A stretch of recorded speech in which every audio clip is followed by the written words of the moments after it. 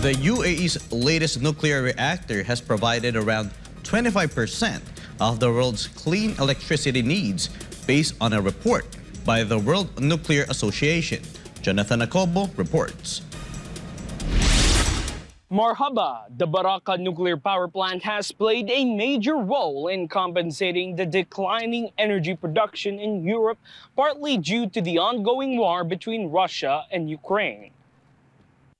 The Director General of the World Nuclear Association said the turmoil in energy markets has started even before the current conflict in Ukraine has sent fossil fuel prices sky high. According to the association, nuclear energy now provides about 25% of the world's energy needs, made possible in part by the Unit 3 of the South Korean APR-1400, or Korean Next Generation Reactor, at the United Arab Emirates, UAE, Baraka nuclear plant. Located in the Al Dhafra region, Baraka is the first nuclear power plant in the Arab world which consists of 4 pressurized water-cooled reactor units. The third nuclear reactor started operations last year and has already powered more than 80% of Abu Dhabi's clean electricity consumption in December 2022. The operation of the nuclear reactor has increased Baraka's total production of zero carbon emission electricity to 4,200 megawatts for the UAE national grid. Preparations to operate the 4th and final reactor unit of the Baraka nuclear station was announced in June, while commercial operations are likely to begin in 2024. Tarjublak Almazimin Taditi at Karum Nabalik and Jonathan Acobo's My News Qatar has deployed more humanitarian aid for the conflict-stricken families in Sudan as fighting intensifies in the northeast African country. Ronel Mirabel has the rest of the details. Assalamualaikum.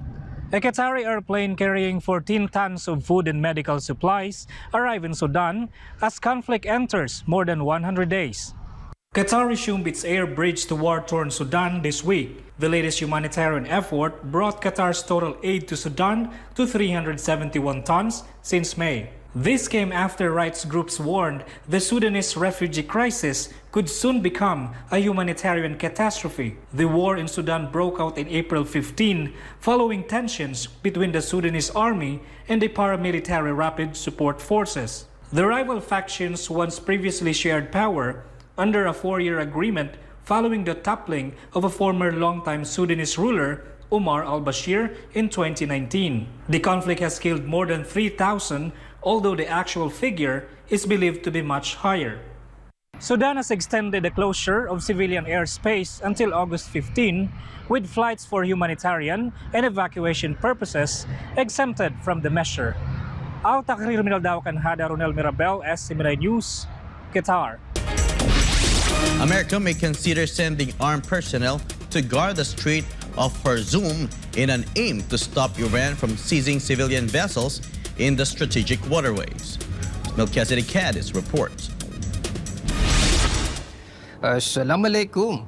Tensions between Iran and the United States are bound to escalate further after American officials announced they plan to send armed personnel on commercial ships traveling through the Strait of Hormuz. The U.S. plans to send armed troops in tankers to counter Iran's seizure of foreign vessels in the strategic waterway. Among the latest incidents involved the seizure of tankers Nayovai and Purity over separate legal disputes regarding ownership, while the Marshall Islands flagged Advantage Suite was taken due to a collision with an Iranian ship. Without offering much details, American officials said thousands of Marines and sailors are on their way to the Persian Gulf, who are on board the amphibious assault ship USS Bataan and the USS Charter Hall. So far, the U.S. has sent A-10 Thunderbolt II warplanes, F-16 and F-35 fighters, as well as the destroyer USS Thomas Hudner and other warships to the region in response to the seizures. Meanwhile, Iran has accused the U.S. Navy of defending a fuel smuggling activity after the American personnel interfered the inspection of a vessel called Nada-2 associated with smuggling Iran's oil and gas into the waters of the Persian Gulf on the 6th of July. Fuel smuggling is rampant in Iran, resulting in the seizure of foreign vessels abusing the Islamic Republic's generous fuel subsidy scheme.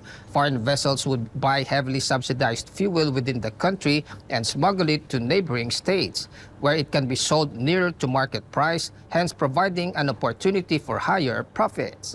Barakalafikum jamian kan hada Melchizedek Kadi sa Khbar SMNI.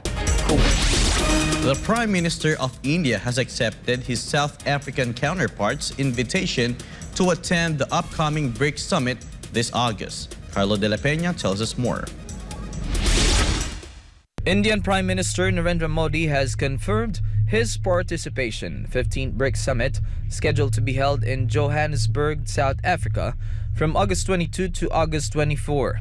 The decision was announced following a telephone conversation between Prime Minister Modi and South African President Cyril Ramaphosa on Thursday.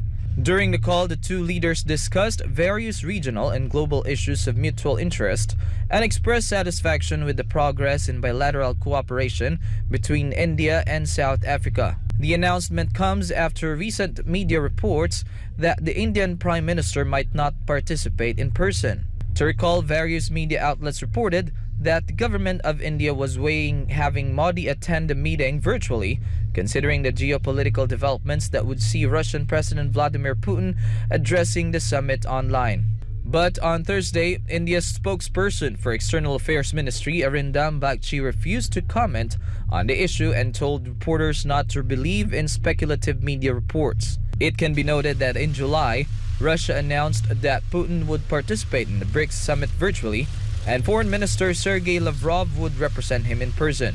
Meanwhile, Putin is set to visit Turkey as announced by the office of Turkish President Recep Tayyip Erdogan on Wednesday, although the office did not provide a specific date. The Kremlin confirmed the talks, noting that both presidents agreed to maintain bilateral contact on multiple levels. Putin and Erdogan reached an agreement on a visit by the Russian president to Turkey. Both leaders also reportedly talked about the Black Sea grain deal. On the other hand, Russia is working to establish secure routes to supply the most vulnerable countries to provide free Russian grain. According to the Kremlin, the matter was raised at the Russia-Africa summit last week. The Kremlin also said Putin had expressed willingness to cooperate with Turkey and other interested countries regarding the matter. Reporting, this has been Carlo de la Peña, SMNI News.